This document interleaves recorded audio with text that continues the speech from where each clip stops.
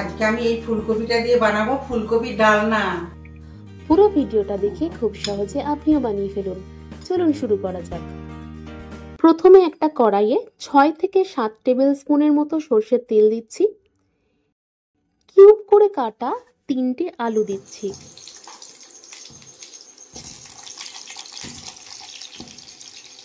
High ফ্লেমে দিয়ে আমি কিছুক্ষণ নেড়েচেড়ে ভাজবো। কিছুক্ষণ পর দেখুন একটু লালচে দেখাচ্ছে, আলু থেকে একটু জলও ছেড়েছে। এবার ফ্লেমটা মিডিয়ামে করে ভাজতে থাকবো। আলু ভাজতে একটু বেশি সময় লাগে। আলু ভেজে তরকারিতে দিলে তরকারির স্বাদ আরো বেড়ে যায়, খেতে খুব মজার হয়। আলুগুলো বেশ লাল লাল করে ভাজা হয়ে গেছে। ভাজা আলুগুলোকে একটা বাটিতে তুলে রাখছি। এটা এখন রেখে দেব। সেম তেলের মধ্যে একটা মাঝারি সাইজের ফুলকপিকে ছোট ছোট টুকরো করে দিয়ে দিচ্ছি।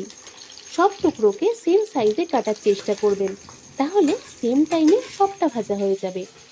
ফুলকপির টুকরোগুলো লো টু মিডিয়াম ফ্লেমে ভাজতে হবে। ফুলকপি ভাজতেও কিছুটা সময় লাগে। ফুলকপি ভেজে রান্না করলে তরকারির স্বাদ আর গন্ধ আরো ভালো হয়। এবার দেখুন ফুলকপিটা বেশ সোনালী রঙের আর ক্রিস্পি হয়ে গেছে। ভাজা ফুলকপিটা এবার তুলে রাখবো।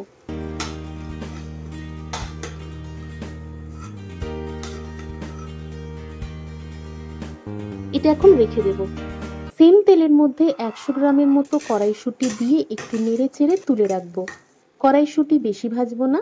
কড়াইশুঁটি বেশি ভাজলে এর টেক্সচার এবং টেস্ট চেঞ্জ হয়ে গিয়ে শুকনো হয়ে যেতে পারে, আর ন্যাচারাল সুইটনেসও কমে যাবে। এটা রেখে দিচ্ছি। সেম তেলের মধ্যে আরও 2 টেবিল স্পুন সর্ষের তেল দিচ্ছি। 2টো দালচিনি, 6টা লবঙ্গ, 6টা এলাচি দিয়ে একটু নেড়ে চেড়ে নিচ্ছি। এবার দিয়ে দিচ্ছি 1 কাপের মতো পেঁয়াজ বাটা। মিডিয়াম ফ্লেমে কিছুক্ষণ ভাজবো।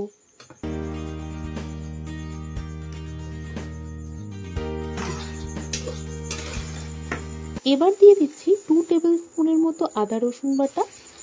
ভালো করে মিশিয়ে নিচ্ছি। মিডিয়াম ফ্লেমে কিছুক্ষণ নেড়ে চেড়ে ভেজে নিচ্ছি। লো ফ্লেমে করে 1 টেবিল স্পুন হলুদ গুঁড়ো, 1 টেবিল স্পুন লাল লঙ্কা গুঁড়ো, 1 টেবিল স্পুন জিরে গুঁড়ো, 1 টেবিল স্পুন ধনে গুঁড়ো দিয়ে ভালো করে মিশিয়ে নিচ্ছি। কিছুক্ষণ নেড়ে চেড়ে ভাজতে হবে। 1 কাপের মতো টমেটো পেস্ট দিচ্ছি। আপনি টমেটো পিউরিও দিতে পারেন। এবার ভালো করে মিশিয়ে নিচ্ছি। এইভাবে নেড়ে চেড়ে কিছুক্ষণ কষিয়ে নেব। পরিমাণ মতো কাঁচা লঙ্কা আর মুঠো ভর্তি ধনেপাতা দিয়ে ভালো করে মিশিয়ে নিয়ে কিছুক্ষণ রান্না করব। ফুটতে শুরু করলে 1 কাপের মতো টক দই দিচ্ছি। ফ্লেম লো বা অফ করে দইটা রান্নাতে অ্যাড করবেন, না হলে দইটা ফেটে যাবে। ভালো করে মিশিয়ে নিচ্ছি।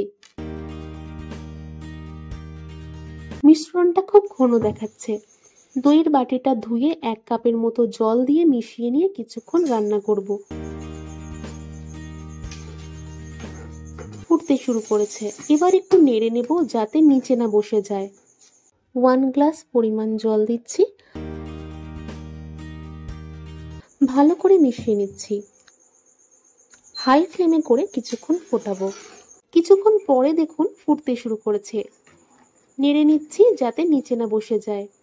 কিছুক্ষণ ভালো করে এইভাবে ফোটাবো। পরিমাণ মতো লবণ দিয়ে দিচ্ছি। 2 টেবিল স্পুনের মতো চিনি দিচ্ছি। আপনার অসুবিধা থাকলে নাও দিতে পারেন। এবার ভালো করে মিক্স করে নিয়ে কিছুক্ষণ রান্না করব। ফুলকপি, আলু আর কড়াইশুঁটি ভাজাটা রান্নাতে দিয়ে দিচ্ছি। ভালো করে ঝোলের মধ্যে মাখিয়ে নিতে হবে।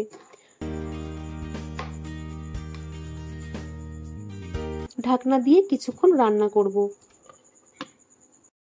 কিছুক্ষণ পরে দেখুন খুব ভালোভাবে ফুটতে শুরু করেছে। নেড়ে নিচ্ছি যাতে নিচে না বসে যায়। 18-20টার মতো কিশমিশ দিচ্ছি। এগুলো আমি আগে জলে 10 মিনিটের মতো ভিজিয়ে রেখেছিলাম। ভালো করে মিশিয়ে নিচ্ছি।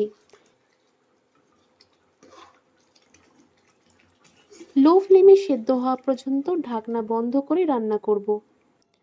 এখন ফুলকপি আর আলু সেদ্ধ হয়ে গেছে। ভালো করে আবার নেড়ে নিচ্ছি যাতে নিচে না বসে যায়। দেখুন আলুগুলো বেশ সেদ্ধ হয়ে গেছে। ফুলকপির মোটা সাদা দেখালে বুঝবেন সেদ্ধ হয়ে গেছে। এখন আমি 50 গ্রাম খোয়া ক্ষীর দিচ্ছি। খোয়া ক্ষীর আমি আগেই গ্রেট করে নিয়েছিলাম। খোয়া ক্ষীর ফুলকপির ডালনাতে একটা মিষ্টি স্বাদ এনে দেবে। ভালোভাবে মিশিয়ে নিয়ে কিছুক্ষণ রান্না করছি যাতে খোয়া ক্ষীরটা ভালোভাবে মিশে যায়। সবশেষে 1 টেবিল স্পুন গরম মশলা দিচ্ছি আর দিয়ে দিচ্ছি 1 টেবিল স্পুন ঘি। ভালো করে মিশিয়ে নিচ্ছি।